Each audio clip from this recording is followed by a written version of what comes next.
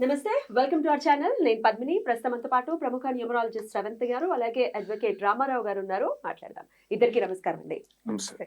So మీరు న్యూమరాలజీలో ఉన్నారు, అలాగే ఆధ్యాత్మికవేత్త, అలాగే అడ్వకేట్‌తో పాటు ఈరోజు కూర్చోబెట్టి మాట్లాడించడానికి ఒక పెద్ద రీజనే ఉంది డెఫినెట్‌గా.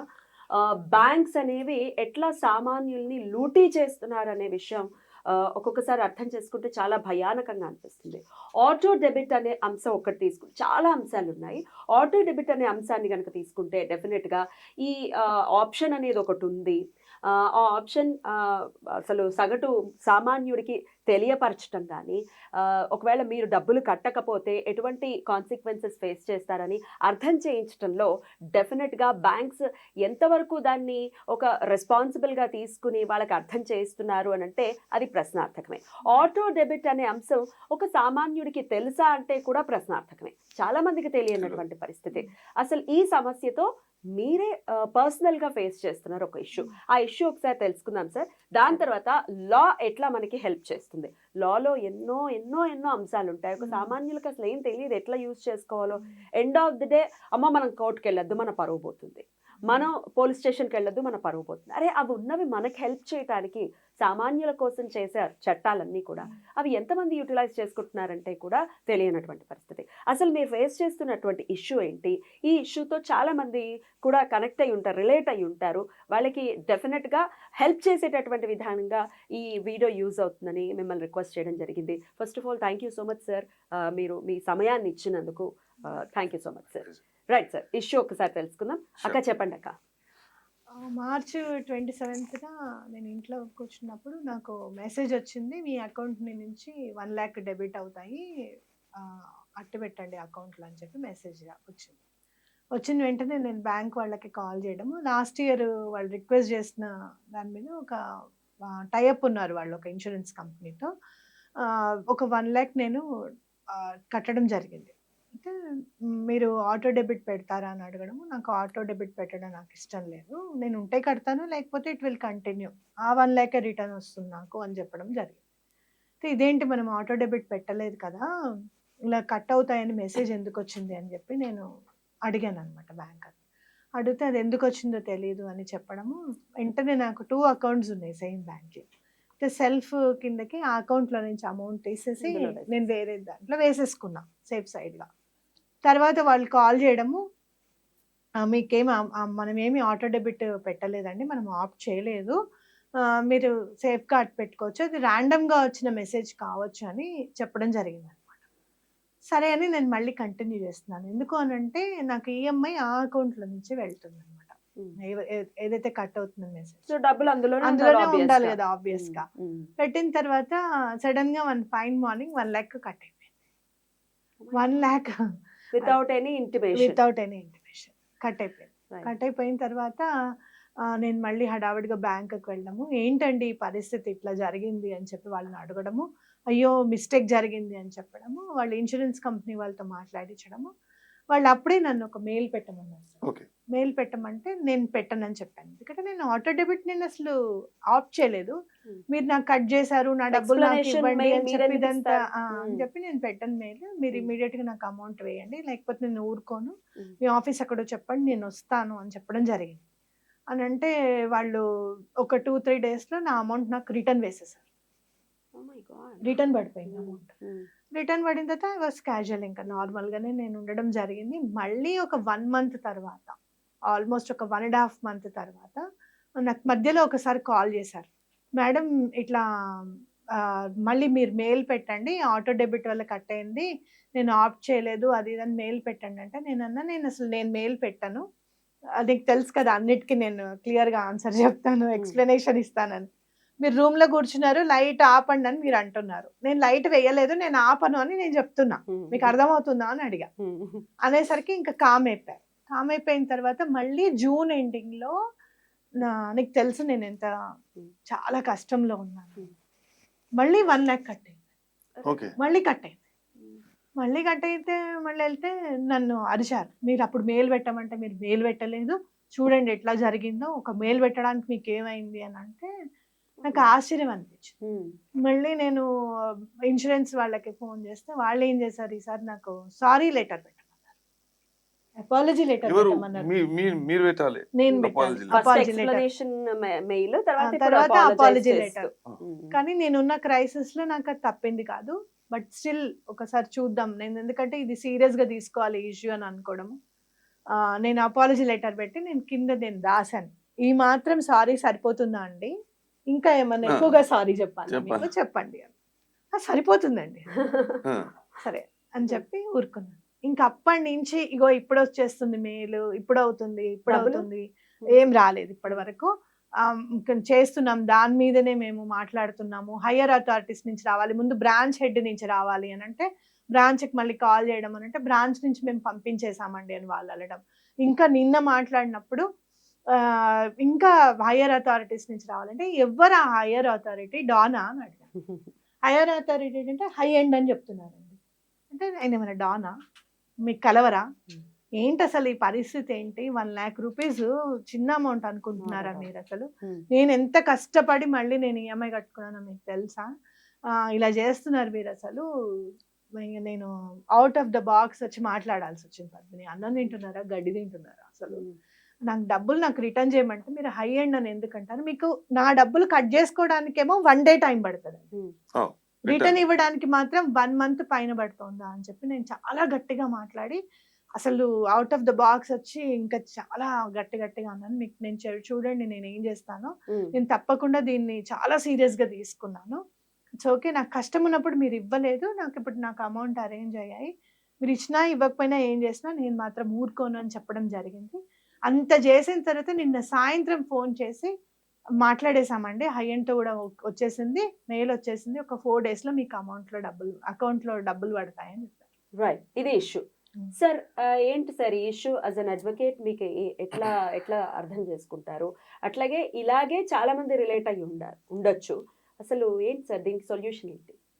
ఇప్పుడు మారుతున్న సాంకేతికతను కాలానుగుణంగా మార్పు రావాలి, మా కోసం కూడా చట్టాలు తీసుకురావాలి. ఎందుకంటే సాంకేతిక మార్పులు అనేటివి జరుగుతున్నాయి, పెను మార్పులు జరిగినాయి. ఇంతకు ముందు అలా నెగోషియబుల్ ఇన్స్ట్రుమెంట్స్ యాక్ట్ ఉంటుంది. నెగోషియబుల్ ఇన్స్ట్రుమెంట్ యాక్ట్ మొత్తం మనం పేపర్ కరెన్సీ డీల్ చేస్తుండే, లేకుంటే ఇన్స్ట్రుమెంట్స్ ద్వారా. ఇప్పుడు చెక్ల వాడుక తగ్గింది, ఎందుకంటే డిజిటలైజ్ అయిపోయింది. మన ఎకానమీ మొత్తము ఇంటర్నేషనల్ చేంజెస్ ఏవైతే జరుగుతున్నాయో గ్లోబల్ ట్రేడ్ వైపు పోతున్నప్పుడు దానికి అనుగుణంగా సాంకేతిక అంశాలను కూడా దాన్ని తీసుకొని వివిధ సాంకేతిక మార్పులు అనేటివి చేయడం జరిగింది. దానిలో భాగంగా డిజిటల్ పేమెంట్స్. ఇంతకు ముందు వాళ్ళ క్రెడిట్ కార్డ్స్ ఉంటుండే, క్రెడిట్ కార్డ్స్ కూడా ఇట్లనే సతాయిస్తుండే. అంటే బలవంతంగా వాళ్ళ మీద ఇవి తీసుకోండి, దానికి ఏం ఛార్జీలు ఉండే, ఇవి ఉండే అని చెప్పేసి తర్వాత దాని మీద తెలియకుండానే సర్వీస్ ఛార్జ్ అని ఎక్కడో ఆర్బిట్రేషన్ పెట్టుకొని ఎవరో ఫోన్ చేసి రికవరీ ఏజెంట్లను పెట్టుకొని అంత దారుణంగా హింసించేవాళ్ళు. అయితే క్రెడిట్ కార్డ్ అనేది వాడుక తగ్గింది, డెబిట్ కార్డ్ కూడా వాడుక తగ్గిపోయింది. అయితే వీళ్ళు 2007లో ఈ సాంకేతికత అభివృద్ధి చెందుతున్న సమయంలో బ్యాంకులు అన్ని ఏం చేసినాయంటే మాకు ఒక ప్రత్యేకమైన చట్టం కావాలి, లేకుంటే ఈ సాంకేతికత ఆధారంగా చేసిన చెల్లింపులు కానీ మాకు వస్తలేవు, వాపసు తీసుకొని కష్టమవుతుంది. అంటే కొన్ని చట్టాలలో ఉన్న లొసుగుల కారణంగా బయటపడుతున్నారు. అంటే పేమెంట్స్ అండ్ సెటిల్మెంట్స్ యాక్ట్ 2007 అనే ఒక చట్టాన్ని అమల్లోకి తీసుకొచ్చింది. అదేవిధంగా ఆర్బిఐ ఒక మాస్టర్ సర్క్యులర్ ఇష్యూ చేసింది. ఈ ఎలక్ట్రానిక్ పేమెంట్స్ అనేటివి ఎట్లా ఉండాలి, ఎలక్ట్రానిక్ పేమెంట్స్ రికవరీ ఎట్లా చేయాలి, ఈ పేమెంట్స్ అండ్ సెటిల్మెంట్స్ యాక్ట్లో బ్యాంకుకు కొన్ని అధికారాలు అనేటివి కల్పించడం జరిగింది. అదేవిధంగా ఏ విధంగానైతే మనము చెక్ బౌన్స్ కేసు ఇస్తామో అదేవిధంగా ఈ ఎలక్ట్రానిక్ నాన్ క్లియరెన్స్ కూడా బ్యాంకు వాళ్ళు కోర్టుకోవచ్చు. అది ఒక నిర్ణీత సమయంలో డిసైడ్ చేయాలి. అది బ్యాంకులు అంటే ప్రజాధనం మన దుర్వినియోగం కాకుండా ప్రజలు తీసుకొని, అంటే కొన్ని 1000 కోట్లు తీసుకొని అవి ముంచుతుండ్రు, బ్యాంకులు కూడా ఇస్తున్నాయి, అవి పక్కకు పెడితే అదంతా మళ్ళీ సామాన్యుడి మీద. నేను ఒక కేసు నేను వ్యక్తిగతంగా ఒక కేసు డీల్ చేస్తున్నాం.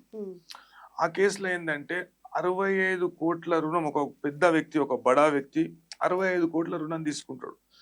65 కోట్ల రుణం తీసుకున్నాక ఆ 65 కోట్ల రుణాన్ని కట్టడు, తిరిగి చెల్లించాడు. ఇక తిరిగి చెల్లించకపోతే దానికి ఆస్తి, దానికోసం ఒకటి ఆస్తి తనఖా పెడతారు కదా, అవును అవును ఏదో ఒక షూరిటీ షూరిటీ పెడతారు కదా. అయితే ఆ ఆస్తి అప్పట్లో 65 కోట్ల విలువ చేయకుంటుండే. అయితే ఆ ఆస్తి విలువ ఒక 1000% పెరిగింది. 1000% పెరిగింది. అప్పు 200 కోట్లయింది కట్టలేదు కాబట్టి. అయితే ఎంత దారుణం అంటే 135 కోట్లు రైట్ ఆఫ్ చేసి 65 కోట్లే కట్టాలి నువ్వు అని పబ్లిక్ ఆక్షన్కు పోకుండా రైట్ ఆఫ్ చేసిన పైసలు పక్కకు పెట్టి, అది ప్రజాధనమే కదా, ఈ 65 కోట్లు కూడా వేరే బ్యాంకుతో లోన్ ఇప్పించి, అంటే మై తెరా కాన్ బర్దియా తు మేరా కాన్ బర్దియా, ఆ ఆస్తి అతనికి చేసిరండి. అంత దారుణంగా వ్యవహరిస్తున్నాయి. అయితే ఈ విషయానికి వస్తే, ఎలక్ట్రానిక్ పేమెంట్స్ విషయానికి వస్తే, ఎలక్ట్రానిక్ పేమెంట్ ద్వారా మేము చెల్లించిన డబ్బులు మేము తిరిగి వసూలు చేయలేకపోతున్నాము. కొన్ని సాంకేతిక ఇబ్బందులు తలెత్తుతున్నాయి. అదేవిధంగా చట్టపరమైన ఇబ్బందులు తలెత్తుతున్నాయి, న్యాయపరమైన చిక్కులు వస్తున్నాయని బ్యాంకులు ప్రభుత్వానికి, అప్పట్లో ఉన్న ప్రభుత్వానికి చెప్తే, ప్రభుత్వం బ్యాంకుల కొరకు ఒక ప్రత్యేకమైన చట్టం తీసుకొచ్చి, అయితే దానిలో section 10 of payments and settlements act 2007 ఏంటంటే, నువ్వు ఇప్పుడు మేడం చెప్పినట్టు అది నిర్బంధంగా తీసుకున్న పేమెంట్. నిర్బంధంగా నా అకౌంట్లో డబ్బులు ఉన్నాయంటే ఏదో మెసేజ్ పెట్టినా అంటాడు, ఎలక్ట్రానిక్ మెసేజ్ పెట్టినా అంటాడు, ఇది పెట్టినా అంటాడు, టెలికాలర్ చేస్తా అంటాడు. నువ్వు ఎందుకు చేస్తావు? నీకు ఏం అవసరం?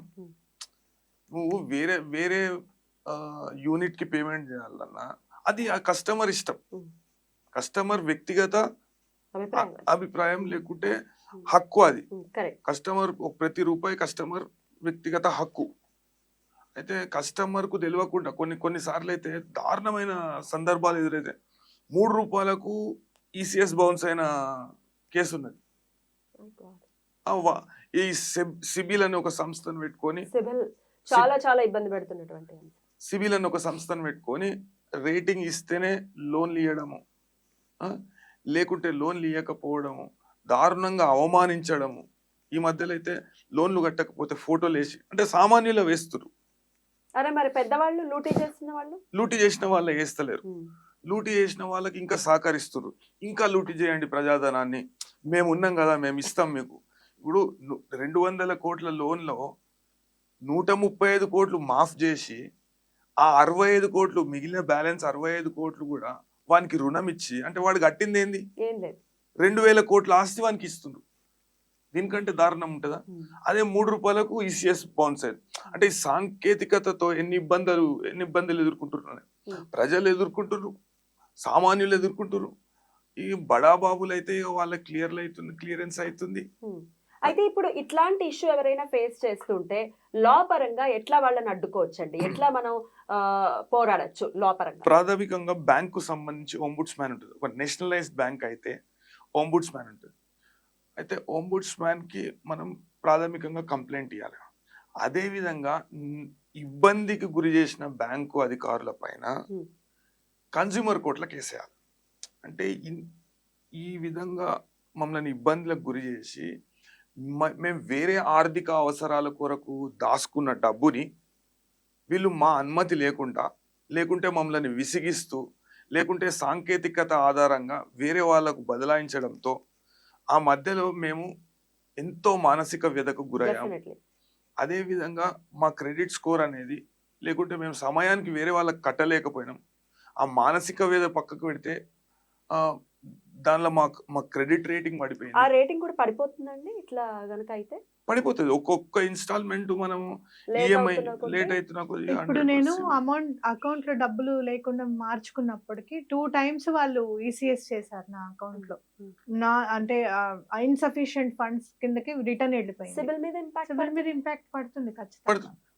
రేపన్నాడు ఏదైనా లోన్కి వెళ్తే అది అడుగుతారు. అడిగితే ఇదంతా చెప్పాలి. ఇదంతా చెప్పినప్పుడు వాళ్ళకి ఏమనిపిస్తుంది, అమ్మో లోన్ తీసుకునే వాళ్ళు చాలా గట్టి వాళ్ళు, రేపు పొద్దున మనని కూడా ఏదైనా క్వశ్చన్ చేస్తారు. మీరు తప్పకుండా ప్రశ్నించాలి. ఎందుకంటే దీన్ని ఇప్పుడు ఆ మానసిక వేదనే కాకుండా వేరే వాళ్ళ దగ్గరికి వెళ్ళి ఆ డబ్బు తీసుకొచ్చి, అంటే అప్పు చేసి మళ్ళీ వేరే అప్పు చేయాల్సి వస్తుంది. ఆ డబ్బులు కూడా వేస్ట్, వడ్డీ వేస్ట్ అవుతుంది. వేరే సమయానికి అప్పు ఉంటుంది. దొరకచ్చు, క్రెడిట్ దొరకదు. స్కోర్ ఇది ఇబ్బంది అవుతుంది. క్రెడిట్స్ ఇప్పుడు ఒకవేళ వీళ్ళు కేసులో మీరు అన్నట్టుగానే లా పరంగా వెళ్ళారు, కేసు వేశారు, గెలిచారు, క్రెడిట్ స్కోర్ ఏమైనా మార్చే పరిస్థితి ఉంటుందండి? క్రెడిట్ స్కోర్ ఇంకేం మార్చలేదు, ఆ మచ్చ అలాగే ఉంటుంది, చెయ్యని తప్పకి. బ్యాంక్ మీద పూర్తి స్థాయిలో ఎప్పుడైతే కస్టమర్స్ తిరగబడి డ్యామేజెస్ కు కేసులు వేస్తారో అప్పుడు బ్యాంకులు వాళ్ళ వైఖరిని మార్చుకుంటాయి. అంటే కస్టమర్స్ లో చైతన్యం రావాలి, కస్టమర్స్ కు తెలియాలి వాళ్ళ హక్కులు ఏందనేటివి వాళ్ళకి తెలియాలి. కన్జ్యూమర్స్ కు తెలిసినప్పుడు వాళ్ళు తెలుసుకొని కన్జ్యూమర్ ఫోరం కు పోవడం కానీ, చట్టాలను ఆశ్రయించడం కానీ, అదే విధంగా బ్యాంకుపై చట్టపరమైన చర్యలు, న్యాయపరమైన చర్యలు తీసుకోవడం కానీ మొదలైతే ఆ చైతన్యం అనేది అందరిలో వస్తే, ఇప్పటికి వచ్చింది కొంచెం చైతన్యం, కొద్ది శాతం వచ్చింది. ఇంతకు ముందు అయితే చాలా గోప్యత ఉంటుండే బ్యాంకింగ్ రంగంలో. అయితే సాంకేతికత కావచ్చు, లేకుంటే వివిధ విషయాల వలన కావచ్చు, చైతన్యం అయితే వచ్చింది. అయితే ఇది సరిపోదు ఇంత చైతన్యం, ఎందుకంటే బ్యాంకు వాళ్ళు చేసేది డే లైట్ రాబరీ. నా దృష్టిలో అయితే డే లైట్ రాబరీ. నేను అదే మాట అన్నాను. మీరు ఐమ్ సారీ, ఎందుకంటే అసలు ఆటో డెబిట్ ఇవ్వకుండా కట్ చేయడం అనేది చాలా దారుణం. రాబరీయే అవుతుంది. మీరు Daylight 420 robbery. అని చెప్పాను, మీరు 420 అని చెప్పాను. ఇక్కడ ఇంకొక అంశం మనం గుర్తించాల్సింది ఏంటి అంటే, ఇక్కడ కట్ చేసింది బ్యాంక్ కాదు. నా భయం ఏంటి ఇక్కడ అని అంటే, మెయిన్ గా ఇక్కడ కట్ చేసింది ఒక insurance company which has been tied up with the bank. నా అకౌంట్ లో డబ్బులు ఎన్ని ఉన్నాయి అనేది నా భర్తకి కూడా చెప్పరు వెళ్తే. అలాంటిది ఒక ఇన్సూరెన్స్ కంపెనీకి నా అకౌంట్ లో ఎన్ని డబ్బులు ఉన్నాయి అనేది క్లియర్ గా తెలుస్తోంది, వాళ్ళు కట్ చేసుకోగలుగుతున్నారు. ఇది నాకు ఇక్కడ నన్ను బాగా కదిలించిన విషయం. నేను ప్రజలకు చెప్పాలి ఈ విషయము. అలాగే ఇది చాలా చైతన్యం తీసుకుని వచ్చి దీని నుంచి మనం ఒక పోరాడాలి అని నేను కోరుకునేది ఏంటి అని అంటే, బ్యాంక్ ఏదో ఒక ఇన్సూరెన్స్ కంపెనీతో బిజినెస్ కోసం టైఅప్ పెట్టుకొని అసలే ఆధార్ కార్డ్ అంతా మనం ఇచ్చేస్తున్నాము, లింక్ అవుతోంది అని అంటే ఎవరెవరికి ఎక్కడెక్కడి నుంచి ఇన్ఫర్మేషన్ వెళ్తుందో అనేది అదొకటి కనపడని వ్యవస్థగా కనపడుతోంది, మనకి అంశంగా కనపడుతోంది. మన ఊహ కూడా అక్కడ దాకా వెళ్ళదు. కానీ ఇక్కడ ఒక ఇన్సూరెన్స్ కంపెనీకి నా సేవింగ్స్ అకౌంట్ లో అమౌంట్ ఎంత ఉంది అనేది వాళ్ళు తెలుసుకోగలుగుతున్నారు, వాళ్ళు కట్ చేయగలుగుతున్నారు. అది చాలా దారుణం. మనం ఖచ్చితంగా దీని గురించి ఫైట్ చేయాలి. మరి ఈ పర్టికులర్ అంశం మీద ఎట్లా లా నుంచి మనం అప్రోచ్ అవ్వచ్చండి, ఏం చేయొచ్చు? వీళ్ళ గేట్వే వాడనీకి అనుమతి ఇవ్వడం అనేది చాలా తప్పు. ప్రాథమికంగా ఆటో డెబిట్ అనేది కన్సెంట్ ఇవ్వకున్నా కానీ 10 సార్లు ఫోన్లు చేసి విసిగిచ్చి ఆ పైసలను ట్రాన్స్ఫర్ చేయడానికి ఆథరైజేషన్ ఇవ్వడము, లేకుంటే కన్సెంట్ ఇవ్వడము అనేది చాలా తప్పు. బ్యాంక్ అనేది వ్యాపారం చేస్తలేదు.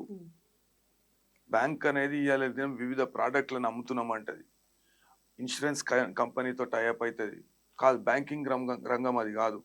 ఇన్సూరెన్స్ కంపెనీలతోని లేకుంటే మ్యూచువల్ ఫండ్స్ తోని మేము టైఅప్ పెట్టుకున్నామని బ్యాంకు నుండే డైరెక్ట్ ఫోన్లు రావడం జరుగుతుంది. ఈ మధ్యలో ఈ టెలికాలర్లు ఎంతో మంది విసిగిస్తుంటారు, మీరు దీంట్లో పెడతారా దాంట్లో పెడతారా అని. అవి బ్యాంకులు వీళ్ళు సంయుక్తంగా చేస్తున్నాయి. బ్యాంకు తన పరిధి దాటి ఇప్పుడు ప్రభుత్వం కూడా చర్యలు తీసుకోవాలి దీని మీద. దీన్ని సామాన్యుడు అడ్డుకోలేడండి?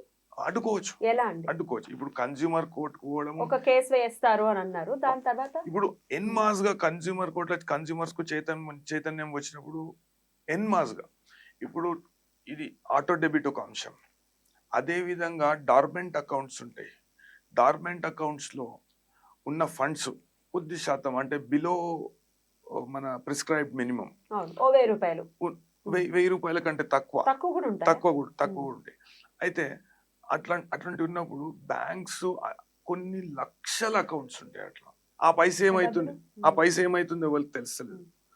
అదే విధంగా ఈ బ్యాంక్స్ అనేవి పూర్తి శాతం వ్యాపార అవసరాలకు ఏమన్నా అంటే, మాకు సాంకేతికతతో ఇబ్బంది అవుతుంది, అందుకే మేము మర్జర్ చేసుకుంటున్నాం, ఇది చేసుకుంటున్నాం. మీకు సాంకేతికతతో ఇబ్బంది అయితే ప్రజల మీద పడతారా? మీకు దొంగలకు తేడా లేదు. మాకు జీతాలు వెళ్తలేవు, మేము వివిధ రకాల స్కీములు పెట్టి ప్రజలను లూటీ చేస్తామంటే మీ దగ్గర డబ్బులు ఎందుకు దాచుకుంటారు ప్రజలు? సేఫ్టీ, భద్రత కొరకు. ఇప్పుడు దాచుకున్న వ్యక్తి ఇష్టం, ఎట్లా ఖర్చు పెట్టుకోవాలనే స్వాతంత్రం అయితే అతనికి ఉంటుంది. నువ్వెవరు దాని మీద ఇంపోజ్ చేయడానికి, రిస్ట్రిక్షన్స్ ఇంపోజ్ చేయడానికి నువ్వెవరు? అదే విధంగా చట్టం కూడా ఏం చెప్తుంది అంటే, section 10 of payments and settlements act 2007 ఏం చెప్తుంది అంటే, ఆ వ్యక్తి ఎక్స్ప్రెస్ కన్సెంట్ లేకుండా బ్యాంకు ఆ అతను దాచుకున్న డబ్బులను కానీ ఏ పద్ధతి, సేవింగ్స్ డిపాజిట్ కావచ్చు, ఏ పద్ధతిలో కూడా కావచ్చు, ఆ డబ్బులను వేరే అవసరాలకు మరలించడం అనేది తప్పు అనే విషయాన్ని చెప్తారు. అయితే దీన్ని 2 విధాలుగా, ఒకటి ఏంటంటే బ్యాంకింగ్ ఓంబుడ్స్మన్ దృష్టికి తీసుకోవచ్చు.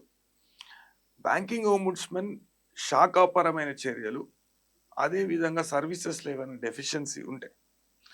ఇప్పుడు మాస్టర్ సర్క్యులర్ ప్రకారం ఏ సర్వీసెస్ ఇవ్వాలి, ఏ విధంగా ఇవ్వాలి, ఈ విధులు లేకుంటే ఈ సేవలలో ఏమైనా లోపం వస్తే కస్టమర్స్ ఏం చేయాలి అనేది ఆర్బీఐ స్పష్టంగా చెప్పింది. అదేవిధంగా ఈ చర్యల ద్వారా ఎవరైనా ఇబ్బందికి గురైతే, నష్టపోతే వాళ్ళు కన్స్యూమర్ కోర్ట్ని ఆశ్రయించవచ్చు అనేది సెక్షన్ 19 ఆఫ్ కన్స్యూమర్ ప్రొటెక్షన్ యాక్ట్లో క్లియర్గా ఉంది. అయితే చాలా మంది ఏంటంటే చిన్న విషయమే కదా, కోర్టు దాకా ఎందుకు అనే విషయం. ఇప్పుడు కోర్ట్ అంటే ఆ సినిమాలలో చూపెట్టినట్టు లాయర్లు మాకు ఇంత ఫీజు ఇయ్యండి, అంత ఫీజు ఇయ్యండి అంత కాదు. కన్స్యూమర్ ప్రొటెక్షన్ యాక్ట్ అనేది ప్రతి వ్యక్తి తెలుసుకోవాల్సిన చట్టం. లాయర్ సహాయం అవసరం లేదు. మీరు ఆన్లైన్ కూడా ఫైల్ చేసుకోవచ్చు. 150 రూపాయలు అవుతుంది, 150 రూపీస్ మాత్రమే అవుతుంది. కేసు అయితే ఇలా వేయొచ్చు. ఒక ఫార్మాట్ ఉంటుంది, మీరు ఆన్లైన్ కూడా వేసుకోవచ్చు. అదే విధంగా వ్యక్తిగతంగా వెళ్ళగలిగిన వాళ్ళు వెళ్ళి వేయచ్చు. 150 రూపాయలు మాత్రమే ఖర్చు అవుతుంది. లాయర్ని పెట్టుకోవాల్సిన అవసరం లేదు.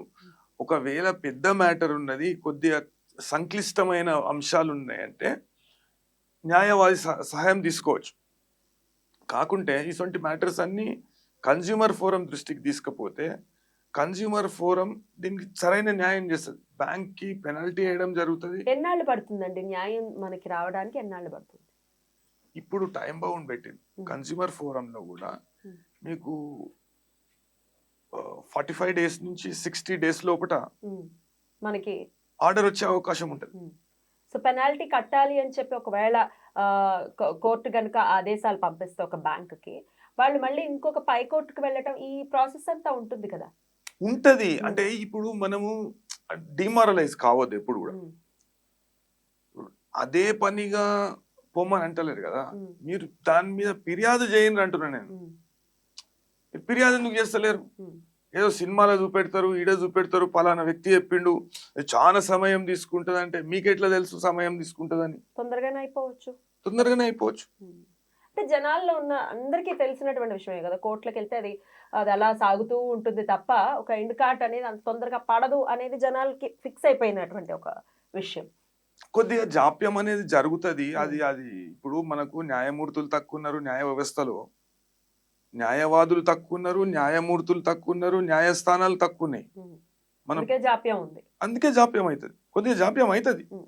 కాకుంటే జాప్యం అవుతుందనే కారణంగా మన హక్కులను మనం కోల్పోవడం, అంటే మనము ప్రతిఘటించకపోవడము, లేకుంటే దాని మీద ఎటువంటి చర్యలు తీసుకోకపోవడం అనేది కరెక్ట్ కాదు. ఈ చైతన్యం, సామాజిక చైతన్యం రావాలి. ఇప్పుడు మేడం గారు చెప్పినట్టు, ఇప్పుడు మేడం గారు బయటకు వచ్చి చెప్పిర్రు ఇట్లా అయింది, నాకు నా విషయంలో ఇంత ఇబ్బంది అయింది. ఒకవేళ కొంతమంది అసలు అన్ఎడ్యుకేటెడ్ ఉంటారు. ఇప్పుడు ఈ సైబర్ క్రిమినల్స్ కి కూడా గేట్వేస్ ఎట్లా యాక్సెస్ అవుతున్నాయి? బ్యాంక్ ఎన్నో కేసులలో బ్యాంక్ అధికారులు సైబర్ క్రిమినల్స్ కు సహకరించిన ఇన్సిడెంట్స్ ఉన్నాయి. సైబర్ క్రిమినల్స్ కు బ్యాంకు స్టాఫ్ సహకరించిన ఇన్సిడెంట్స్ కూడా ఉన్నాయి. అదే విధంగా ఇప్పుడు ఈ మేడం గారు చెప్పినట్టు ఇన్సూరెన్స్ కంపెనీకి ఆ గేట్వేకి యాక్సెస్ ఇవ్వడం అనేది బ్యాంక్ డిస్క్రిప్షన్ లో ఉంటది. ఆమె అకౌంట్ లో ఎన్ని పైసలు ఇన్సూరెన్స్ వానికి ఎందుకు? ఇన్సూరెన్స్ తెలిసే అవకాశం ఉంటది, ఆ గేట్వేని యాక్సెస్ చేసే అవకాశం ఉంటది. ఇన్సూరెన్స్ వాళ్ళు ఇన్సూరెన్స్ కావచ్చు, రేపు ఇంకో కంపెనీ కావచ్చు. ఇంకొకటి, నాకు ఫస్ట్ టైమే వచ్చింది మెసేజ్ ఇట్లా కట్ చేస్తున్నామని. మొన్న సెకండ్ టైం మెసేజ్ కూడా లేదు. ఇంత దారుణం. సో ఎట్లా మరి మీరు ఏం ఫైట్ చేయాలనుకుంటున్నారు, ఏం నేను చేయాలనుకుంటున్నారు? ఫస్ట్ నాకేమనిపించింది అని అంటే అసలు బ్యాంకర్ కి ఇన్సూరెన్స్ కంపెనీకి ఏంటి సంబంధం, ఎటువంటి పరిస్థితుల్లోనూ ఇది ముందుకు వెళ్ళని తర్వాత కానీ అసలు ఒక్కళ్ళన్నా ఒక కేసు అనేది వెయ్యాలి. ఎందుకంటే అసలు బ్యాంకరు ఇన్సూరెన్స్ ఎందుకు ప్రోడక్ట్ ఎందుకు అమ్మాలి? ఇప్పుడు వాళ్ళ ఇన్సూరెన్స్ ప్రోడక్ట్ నమ్మట్లేదు బ్యాంకింగ్, ఇంకొక ఇన్సూరెన్స్ కంపెనీతో టైఅప్ అయ్యి అమ్ముతున్నారు. ఎందుకు చేయాలి ఆ పని? అసలు వాళ్ళకి ఏం అవసరం అది బిజినెస్? బ్యాంకింగ్ చేసుకోండి. ఇన్సూరెన్స్ ప్రోడక్ట్స్ని, అది కూడా వేరే వాళ్ళ ప్రోడక్ట్ని అమ్మాల్సిన అవసరం ఏంటి? టైఅప్ ఉండాల్సిన అవసరం ఏంటి? సరే మీరు టైఅప్ ఉన్నారా అనుకో, మా అకౌంట్స్ ఇన్ఫర్మేషన్ వాళ్ళ దాకా ఎందుకు వెళ్తుంది? వాళ్ళకి ఎట్లా యాక్సెస్ ఉంటుంది? అసలు ఇది ఉండకూడదు, ఎటువంటి పరిస్థితుల్లోనూ ఉండకూడదు.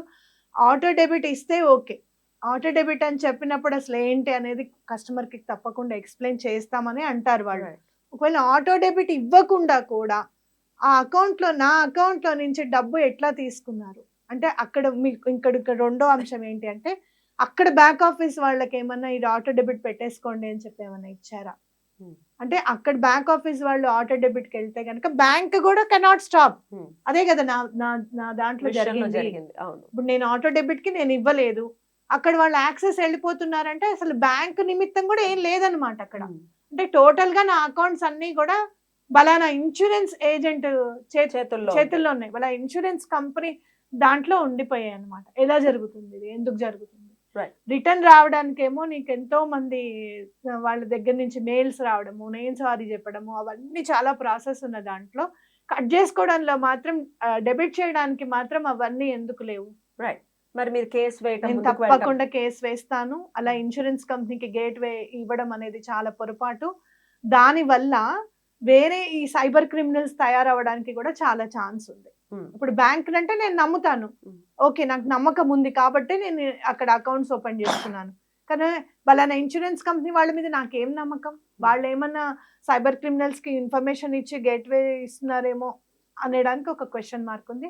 తప్పకుండా ఇది మనం ప్రశ్నించాల్సిన విషయం. మీరు ఆన్ దిస్ నోట్, మీరు ఆ అకౌంట్ ని క్లోజ్ చేయటం అట్లాంటి ఆలోచన ఇప్పుడు ఇంకొకటి చెయ్యాలి. ఇప్పుడు కష్టపడాల్సిందే. ఎందుకు అని అంటే ఇంకో విషయం ఏంటి అంటే అకౌంట్ ని మెయింటైన్ చేస్తూ వెళ్ళడమా, క్లోజ్ చేయడమా అనేది కూడా ఒక క్వశ్చన్ మార్క్ ఇక్కడ. ఎందుకంటే ఆల్మోస్ట్ నేను 10 years నుంచి నాకు ఆ అకౌంట్ ఉంది. అంటే ఇంకా బాగా యాక్టివేట్ అయితే 2016 నుంచి ఉంది. మరి ఇప్పుడు నేను ఏమన్నా ఎక్కడికైనా లోన్స్ కి వెళ్ళాలి అని అంటే నాదంతా అకౌంట్ చూస్తారు కదా, అట్లీస్ట్ ఒక 1 year బిఫోర్ అయితే చూస్తారు, అవునా కదా? అంటే ఇంకొక 1 year అయితే నేను మెయింటైన్ చేయాల్సిందే. తర్వాత ఇంకొక అకౌంట్ ని మెయింటైన్ చేసుకుంటూ వెళ్తూ ఇక్కడ మినిమం బ్యాలెన్స్ మెయింటైన్ చేసుకుంటూ మళ్ళీ అక్కడ మనము ఆ 1 year తర్వాత మనం దాన్ని షిఫ్ట్ చేసుకోవడమా ఏంటి అనేది చూడాలి. Right right right. మొత్తానికి చాలా లొసుగులు అయితే ఉన్నాయి, రకరకాల. ఇది ఒక చిన్న టాపిక్ ఇది మాత్రం, ఇంకా చాలా ఉన్నాయి. ఇప్పుడు ఇందాక సార్ చెప్పినట్టు ఒక 3 రూపాయల దానికి కూడా బౌన్స్ కేసు అనేది ఈసీఎస్ క్లియర్ కాలేదు. అయితే ఈసీఎస్ క్లియర్ కానప్పుడు పేమెంట్స్ అండ్ సెటిల్మెంట్స్ యాక్ట్ కింద అతని పైన కేసు వేయడం జరుగుతుంది.